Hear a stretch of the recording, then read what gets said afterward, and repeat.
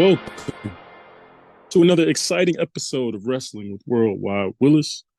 I am here. I'm your host, Brandon, and this podcast is brought to you by the LMG Podcast Network.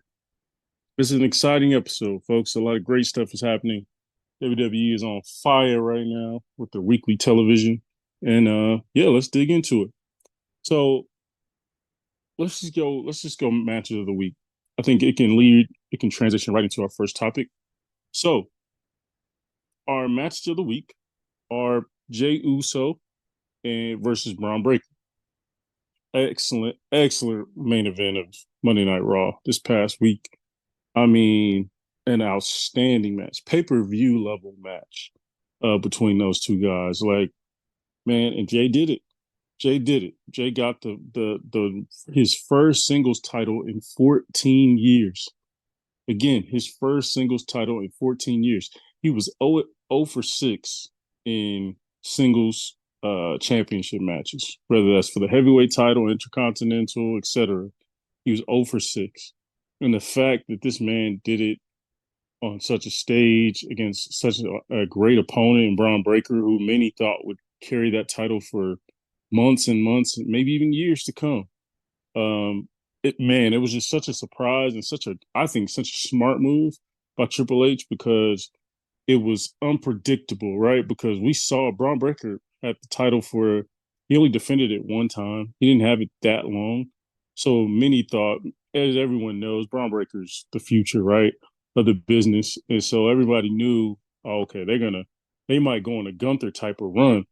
But I like that they switched it up. I like that they changed it a little bit to where, because, some people have been like complaining that champions under the Triple H era are holding on to belts too long, right? We're having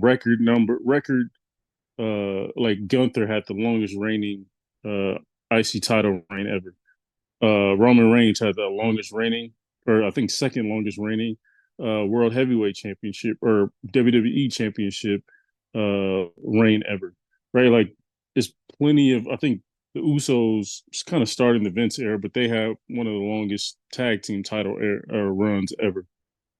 So some people were complaining that we don't have short runs anymore. We don't have surprises. Things are too predictable. Well, and then Triple H gave it to you, right? He gave you unpredictable. Because a lot of people thought Jey ain't winning this one. You know what I'm saying? Jey, it's a Monday Night Raw show.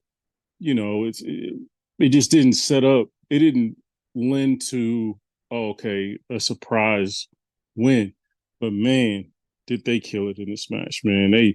Those two honestly have better chemistry than I thought they would. I mean, Jey is always improving, and Jey is fun to watch. Like, now, Jey against his brother, I don't want to watch that. But Jey against anybody else, especially of a quality, it's fun to watch. Jey against Gunther, Jey against, some of the top IC guys, some of the top guys around. Like, he always puts on a show. You know what I mean? It's always fun to watch him wrestle. So, man, they put on a great match. So many great. The spear spot at the end, then running it back and for Bron Breakker trying to do the super spear and getting caught with the super kick, and then spear through the barricade and hit him with another spear.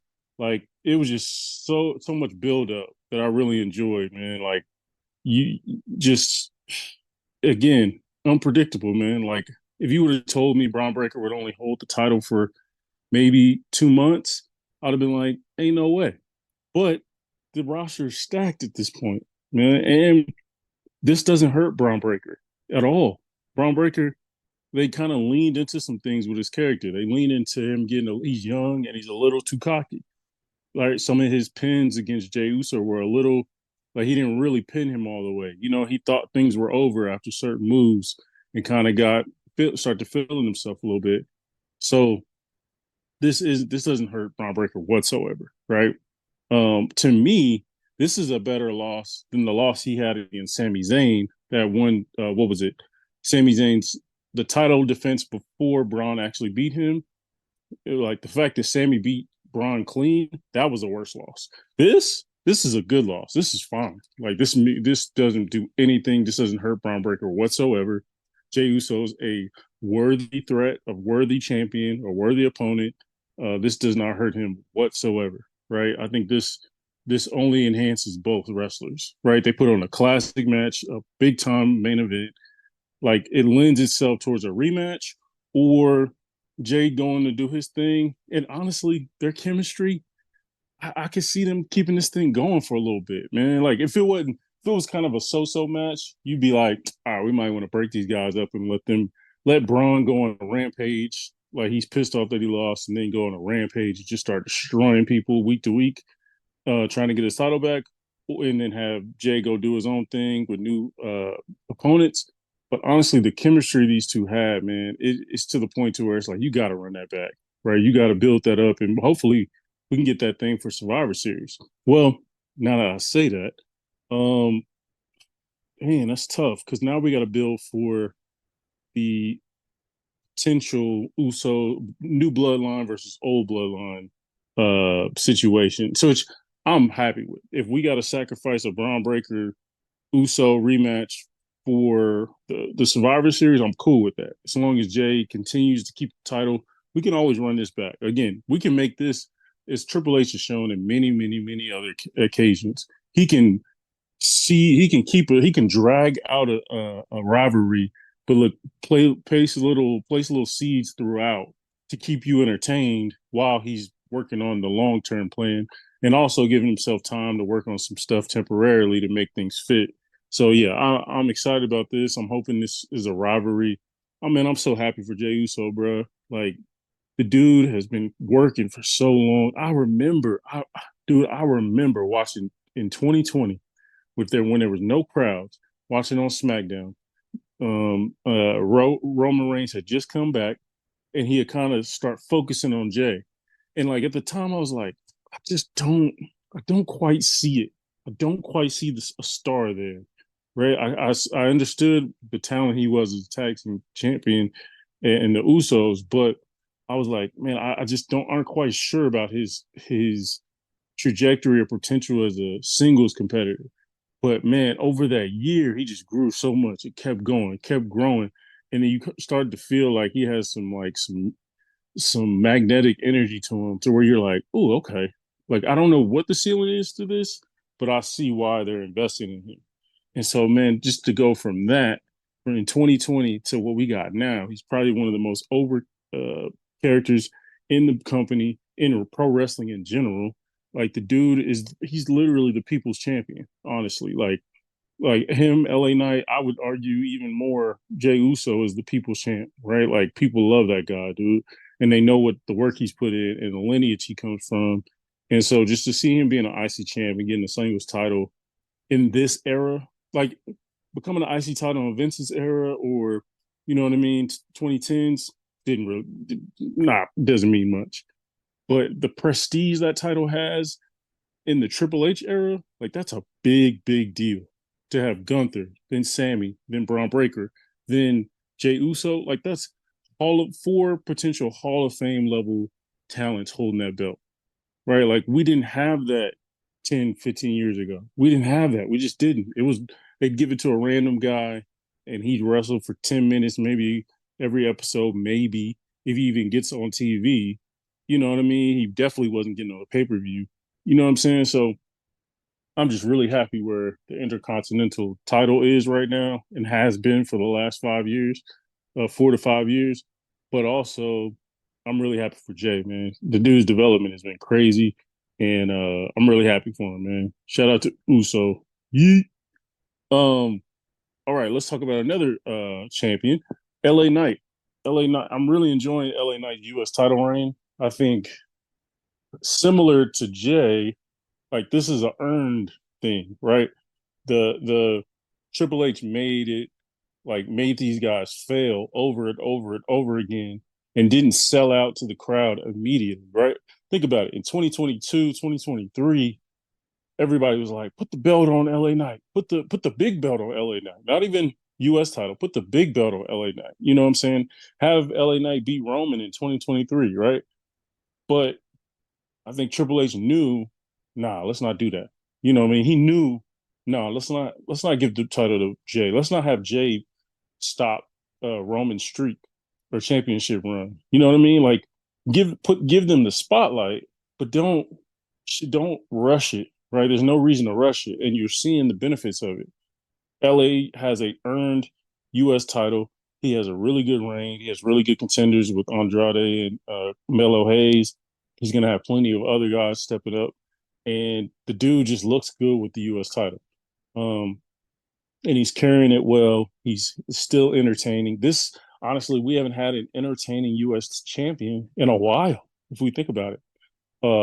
Austin Theory had it for way too long. Logan Paul had it for way too long, right? Like we haven't had an interesting U.S. champion since Bobby Lashley, honestly. You know what I'm saying? Like we just haven't. I think Austin Cruz or somebody had it like for a little bit. Like we just haven't had great decisions being made with the U.S. title. And to put it on LA Knight, now you got a staple of the show. Everybody, people are, when they buy a ticket to SmackDown, they want to see Roman, they want to see Cody, right? Obviously. But they also want to see LA Knight. Like they want to see LA Knight. They want to see the bloodline. They want to see LA Knight. You know what I mean? And that's huge. When nobody was buying a ticket to see Logan Paul, nobody was buying a ticket to see Austin Theory. So like I'm just really excited for what LA's gonna do and what he's already done with the US title. Like it's irrelevant. He's also they're kind of using it to also prop up this Andrade Melo rivalry, which is dope, right? Like each of them are like they're beefing with each other and they're also trying to get a shot at LA Knight. And to get a shot at LA Knight, they got to go through each other. So it's really cool rivalry they're doing there. Great writing and everything there. Great setup of the storyline. So yeah, shout out to LA Knight. Again, we're in a really good place. Like I just don't want to underrate that. Like we're in a great spot to where we have mid card champions in. Well, first of all, we have Bron Breakker, who's amazing. Now we have Jey Uso and we have LA Knight. Basically the two, not the two most popular, but the two like groundswell natural, like their popularity is on their own backs. It's not some manufactured thing. It's not some bunch of vignettes and the company's trying to get them over. No, these are natural, like very organic runs that they're on. You know what I mean? LA Knight got over with the crowd by himself, right? Didn't get any help from anybody. Got on by himself, and then the company got behind him. Same with Jey Uso. Jey Uso got on by himself, thanks to Roman Reigns also, and then the company got behind him. But these are dudes that got it out the mud their own way, and the fact that they're now holding down the mid card titles, which sounds bad. Like saying mid card sounds bad, just because these two are like main event level talents. You know what I mean? So that's how good of a era we're in, where we have main event talents holding down the mid card titles at an awesome level. You know what I mean? That's just not. Again, I've been a wrestling fan since '94-'5. That just hasn't always been the case. Trust me, like it's been some really bad IC champs, really bad US champs, but we're in a great spot to where every belt right now, other than the Raw Tag Team titles, are in a good spot. They're on the right people they should be on. Okay, let's talk about Io Sky. Man, I'm really loving that the crowd is finally like it felt. I've been an Io Sky fan since the day she showed up at NXT. When I saw her in that first of all, that music hit. Like that, with that music hit, I was like, oh yeah. Like and then did my research, saw what she did in Japan, saw what she did in some very intergender matches. I killed it. I did my research and I knew like this girl's a star. Like, I knew it in the pandemic when she was going up against. She was the champ. She was going against Rhea. She was going against Sasha Banks. She was going against some of the best in the world. Asuka, right? She was going up against some great wrestlers and holding it down in NXT. So I knew once she moves up, she's a star. Like it's easy, right? She could be the Jeff Hardy of this era in a way, right? But it just felt like the crowd never understood the talent they were watching. It felt like the crowd never understood, hey, you're watching a generational talent, but you're not rooting for her the way a generational talent deserves. And so it always bothered me that like she couldn't get over with at least the crowd. Now they did kind of drag out the whole damage control thing and had her doing some silly stuff with Bailey and all them.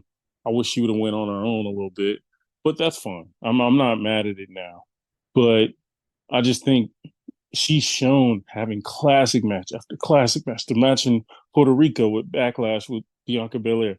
The match just last week with Bianca Belair. The match she had with Becky Lynch. The match, like she's had countless classic matches, right? The girl she just has that in her to where she just puts on classic matches. The classic match she had with Bailey at WrestleMania. That was amazing, right?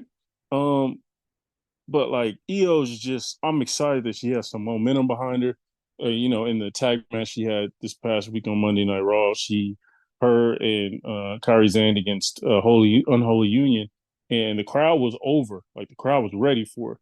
The crowd was ready for her when she went against Bianca last week, right? Like the crowd was on her. You know what I'm saying? So I'm glad to see she's finally getting some traction with the crowd, the natural crowd from week to week to week. You know what I mean? I think the crowd is starting to understand, like, hey, this girl can wrestle, like for real, for real. Like she's amazing.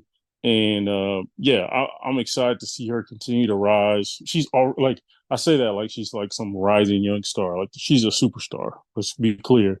But I'm excited to see her start to chase the main title again. Start to go for Becky's title. Hopefully, Hopefully, if Rhea wins at Bad Blood, Io's the next one up. Hopefully, and we get a really good rivalry there because I know those two can put on a really great match too.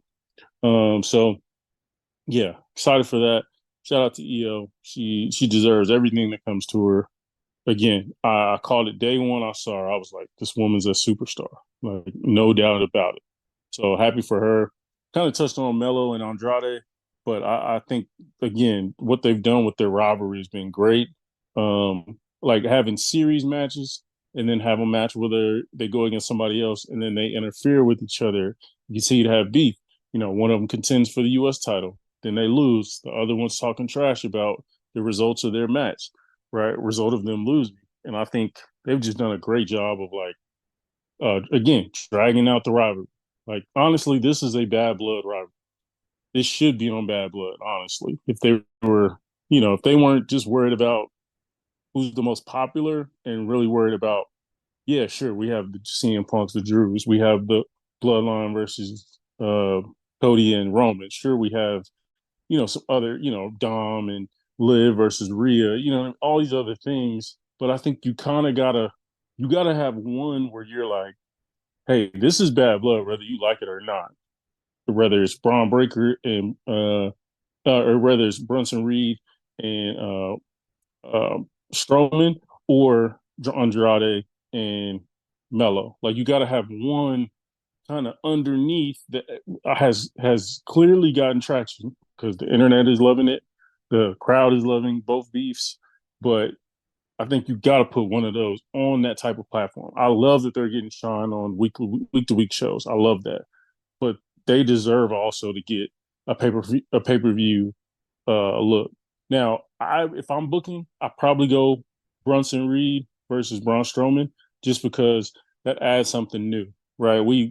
That gives us a different level of beef, right? They've done excellent work on a week to week. So is Andrade and Mello. If I'm booking though, I go that because again, you're not going to get a monster versus monster beef in the rest of the show. You're just not. There's nothing else on the card that'll be like that. So I would add that to the card, but I get it. Like, I would love to see if those two could have a match on, Last Monster Standing. Put that on the Bad Blood instead of just on Monday Night Raw. But I'm sure they don't want to empty the clip and put all the great matches on Bad Blood and then not have anything for the Monday Night Raw. Yeah, I get it. Like, I get the business side of it. Um, then we have obviously Roman and Cody this past Friday put on a freaking cinema and had a great promo in Georgia Tech Stadium. That was amazing. Like that was really intuitive. That was really kind of groundbreaking, honestly. Just to do a promo in the middle of a football field and Don't have to explain it. You ain't gotta explain why we're there, why we're in the middle of a football field. Just explaining that this is Roman's home and Roman's letting him know, like, this is my house. I got to handle some business. You're just a partner I have to use to get to the bloodline, but don't get in my way. And Cody kind of saying, like, hey, man, if we're going to do this, you got to have my back. And Roman's agreed that he had his back. So I'm very interested, obviously, in this match. It's going to be amazing. Again, no disrespect to the idiots online. But if you think for 1 second, for one iota, that they're going to have CM Punk versus Drew main event over Roman and Cody versus Bloodline, you're sick in the head.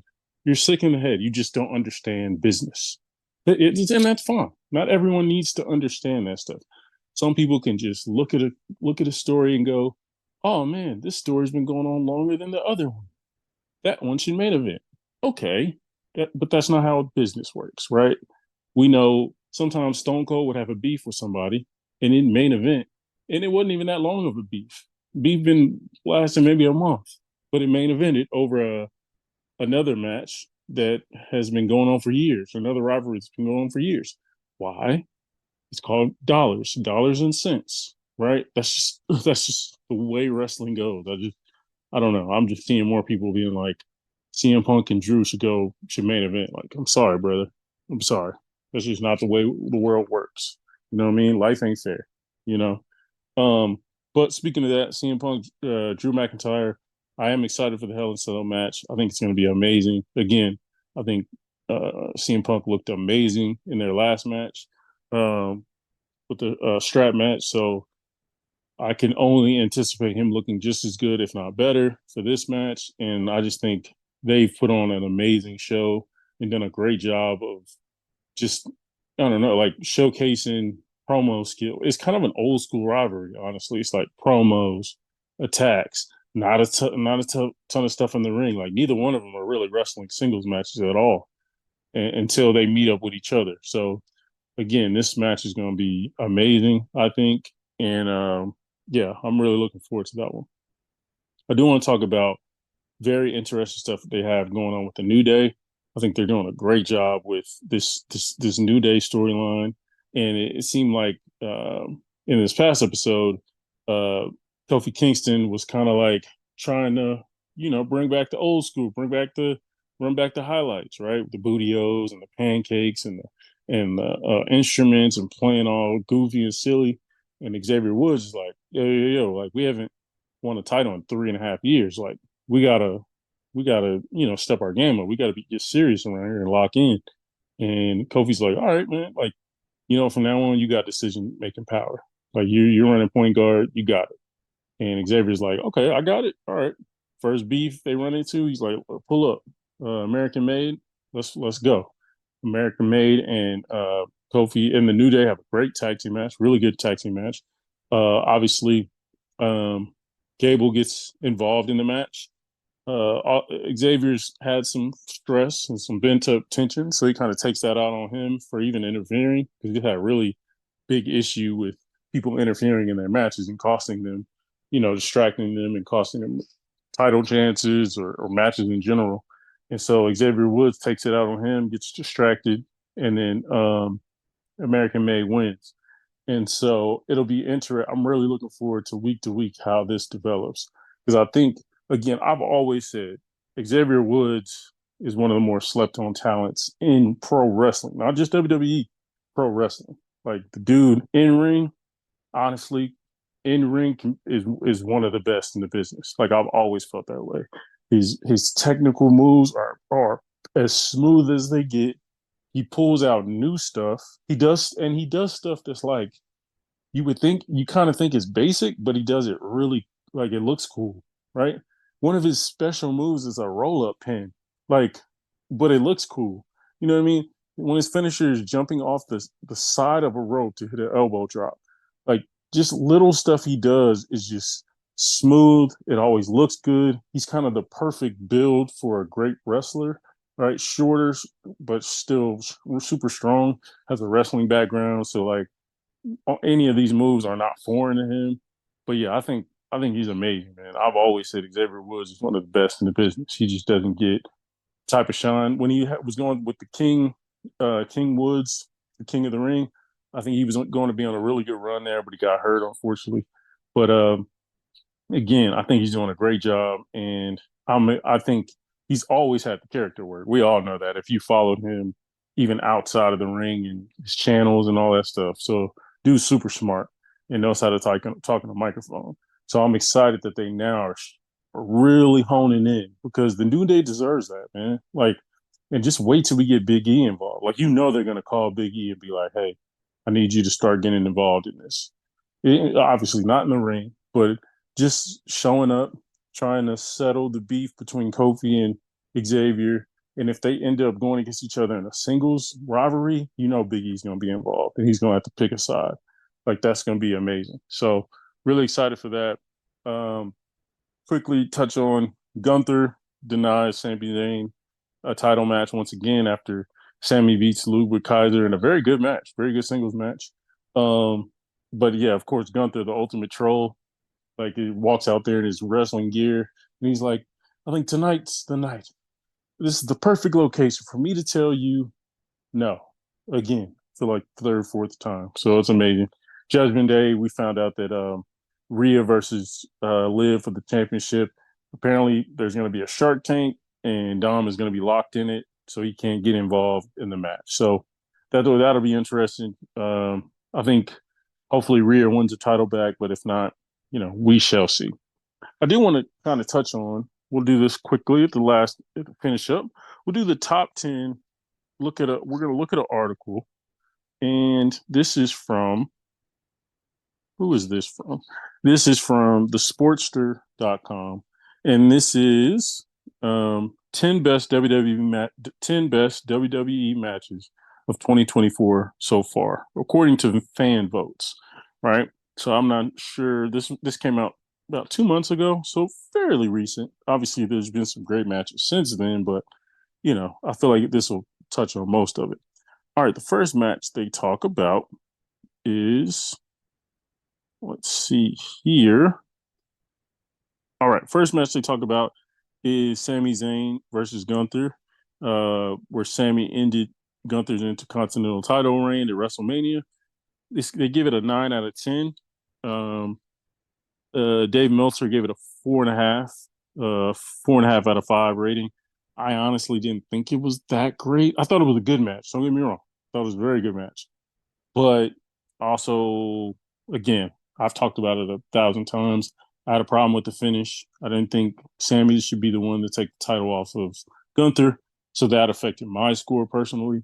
But it was a very entertaining match. It wasn't boring by any means. Like, we all know Gunther just doesn't that's just not an option for a Gunther match to be boring. But yeah, 4.5 out of 5. The Sportster fan votes gave it a 9 out of 10. Yeah, not me. No, it was good, but it wasn't that good. Next we have Sheamus versus Drew McIntyre versus Ilya Dragunov. This was in the King of the Ring tournament. No, I'm sorry. This was to qualify for the Money in the Bank ladder match earlier this year. They gave it a 4. Dave Meltzer gave it a 4-star. The Sportster gave it 7.5 out of 10. I thought this was a really good match. I remember this was on Raw. These are 3 outstanding guys to put in the ring together. Sheamus, 3 of the most physical guys in the ring in the company. Honestly, Sheamus versus Drew versus Ilya, like that's like a dream match for people like myself who loves a physical match, a very stiff style. So all 3 of those guys got that. So that was a really good match. I agree with that. That's a really good pull to put on this list. Next one, we have Ricochet versus Ilya in the King of the Ring tournament. This was a great match as well. I remember this one. This was on Raw as well. Again, I just want to remember, folks, like some of these matches were on free television. That was never the case under Vince McMahon. Vince McMahon was not for, he actually didn't really care about the wrestling part. He just kind of wanted to do the entertainment part. Whereas now we're getting pro wrestling with some entertainment involved, which is always great. But yeah, again, Ricochet versus Ilya, King of the Ring. tournament qualifier in the tournament. This is really good. Dave Meltzer gave it a 4.5 out of 5. Give it, the Sportster gave it a 8.25 out of 10. I totally agree with that. That was a really good match. Those two have great chemistry, and it was a perfect like high flying Ricochet versus the super physical kind of Wolverine type of style of Ilya Dragunov. Then we have fairly recent one: Cody Rhodes versus AJ Styles, Backlash in France. Dave Meltzer gave it a 5 out of 10. I mean, a 5 out of 5. Sorry, gave it a 5 stars. Sportster gave it an 8.5 out of 10. This one I totally agree with, man. Honestly, I would give it a 9 out of 10. Like this was an amazing match. You know me, I love Cody because I think he reminds me of like old school wrestling in a good way. And then I'm not the biggest AJ Styles fan, but this match really did it for me. Like this is a really good match, so I give AJ credit where it's due. The next one we have Gunther um, and Sheamus, who have a litany of great classic matches. Obviously, going back to WrestleMania, going back to Clash of the Castle. They've had some amazing matches, even matching up in a Royal Rumble. They were the first two matchups. I think that was in the 23 Royal Rumble. But this one was King of the Ring. And Dave Meltzer gave it a 4.25 stars and an 8.5 out of 10. This one, I believe, was on a Raw as well. And yeah, this was a great match. Also, King of the Ring, really good match. I agree with that. Those two really, they've gotten us so much. Like those two styles are so perfect against each other that no matter when they fight, it could be on Tubi and it's going to be a classic and people are going to watch it. This one, man, this honestly might be my match of the year. Obafemi, this is NXT. This is on NXT Stand and Deliver. This is the weekend of WrestleMania. Obafemi versus Dijak versus Josh Briggs for the North American Championship. This match, man, you know me. Again, big meaty men slapping meat. I love those type of matches. And this showed off everything that is positive about the modern big man in WWE. Like all three athletic, all three super strong, all three adaptable, all three fluid in the ring. And they look like athletes. And Obafemi, like this is what sold it for me for Obafemi. I thought Obafemi was talented, obviously, looks the part, all that, the presentation, all that. But this match right here is what made me go, oh, okay.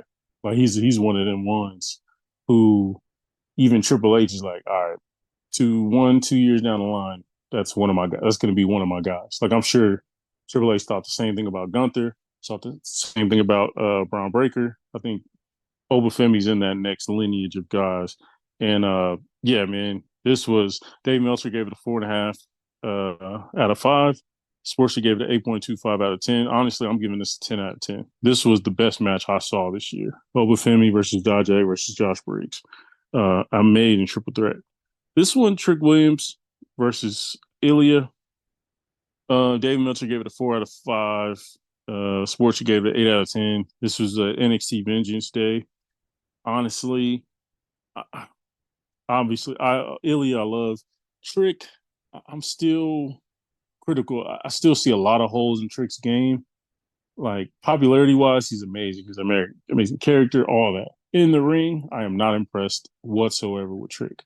He still is very, very green, and it stands out clear as day, especially when he's going against really good, experienced guys. So yeah, this one I would have gave a 3.5. It wasn't that great of a match to me. Um, then we have Ethan Page versus Sean Spears versus Javon Evans and Trick Williams. I remember this one. This is a really good one. This is NXT Heat Wave. This is kind of when Ethan Page really had kind of started taking off a little bit. Ego. And Dave Meltzer gave it a 4.5 stars, 4.5 out of 5. Sportster gave it an 8 out of 10. This was a really good match, if I remember correctly. Like that was really fun. I remember the finish being really wonky and really hilarious. And so I remember being like, "Oh wow, that was a really fun way to end that match." And Javon Evans, really fun superstar to watch. Sean Spears was great in that match, so that was really fun. And then obviously, I think we all can expect this one. Lastly, Cody Rhodes versus Roman Reigns. It says here is one of the most memorable WrestleMania main events ever. This one, Dave Meltzer gave it a 4.75 out of 5. Sportster gave it a 9 out of 10. To me, this was a 10 out of 10. Cody versus Roman. It was hard to beat 39. Like WrestleMania 39 matchup, Cody versus Roman was amazing. That match was amazing. But Cody versus Roman, WrestleMania 40, again, that's the greatest WrestleMania main event I've ever seen. I've ever seen. It's up there with Rock, Stone Cold. I think it was WrestleMania 19 or 20, whichever that was. Like, it's up there for me. So, yeah, that was an absolute classic. 5 out of 5, 10 out of 10. Like, it couldn't get better. Only way it could have got better was Stone Cold, and Stone Cold would have showed up instead of Undertaker, and it would have been just a match that I'd probably watch 50,000 times. I've watched it a lot of times, but Stone Cold would have popped out there, the roof would have went. Like they might have to. It might have caused an earthquake if Stone Cold would have showed up. But either way, amazing match. So yeah, that's the top 10 matches of the year so far, according to Sportster. And I'm sure they're gonna have to add a lot of matches to this as well. Unfortunately, no women's matches, which is kind of weird. I thought the Bailey Io should be on here. I thought, obviously, I've talked about Bianca and Io. Some great matches. So definitely Sportster got to get on it, man. And I know it was based off fans' vote, but come on now. Like we know the bias there. But yeah. Shout out to everyone. Let me know your thoughts on what you think are top 10 match of the year so far that I may have not mentioned. But yeah, I'm excited for what's coming up with Bad Blood. Excited for, the week to week television, honestly. Like again, we had a great surprise in Jey Uso winning. So we're on a great run to where we don't know what's gonna happen week to week, which is always a good position to be in. But until next time, we out. Yeah.